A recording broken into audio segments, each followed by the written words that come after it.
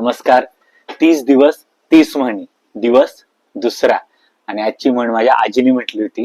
म्हणजे माझे जेव्हा आजोबा वारले होते त्यावेळेस आम्ही रडत होतो आणि आमच्या आत्याची मुलं म्हणजे बसली होती, ती इतकी रडत नव्हती कारण म्हणजे आजोबा आमचे होते, तर त्यामुळं तर माझ्या आजीने खूप सुंदर म्हण वापरली होती की लेकीची लेकरं उडती पाखरं आणि लेकाची लेकरं चिकाड भोकरं.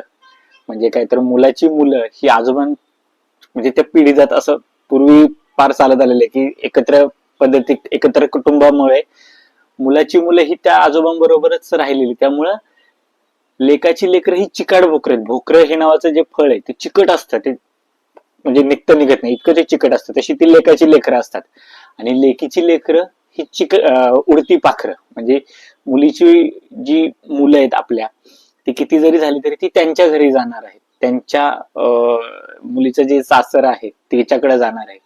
त्यामुळे आजीने ही म्हण वापरली होती की लेकीची लेकरं उडती पाखरं, लेकाची लेकरं चिकाड भोकरं.